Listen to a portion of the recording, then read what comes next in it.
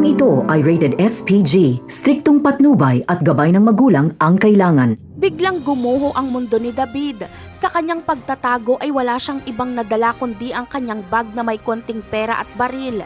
Agad siyang nagtago sa kwarto. Pero batid ni Ramon na hindi pa nakakalabas ng mansyon si David, kaya si Ramon mismo ang tutugis sa kanya. Wala nang kawala si David, mauhuli siya ni Ramon. Ang tanging magagawa na lang ni David ay lumaban at mapatay si Ramon. Pero hindi siya uubra dito, kaya bulilyaso na si David. Maiihi si David sa sobrang takot at kaduwagan. Bago siya tapusin ni Ramon ay papaaminin muna siya.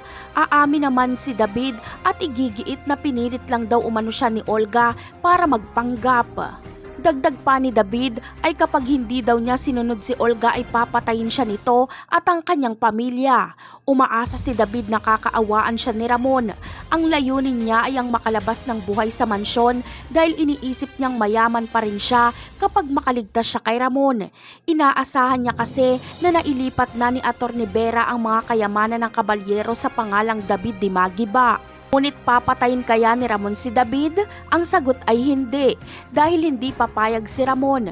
Pero bagamat buhay dito si David, ay mas malala naman ang kanyang karma. Dahil makukulong si David, dahil mapag-aalaman na rin na siya ang pumatay kay Camille. Magdurusa si David sa kulungan hanggang sa gugustuhin niya na lang wakasan ang kanyang buhay.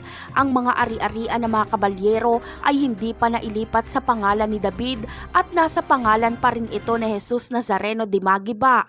Kaya si Tanggol ang makikinabang dito. Yan ang aabangan natin sa mga susunod na episode. Paalam!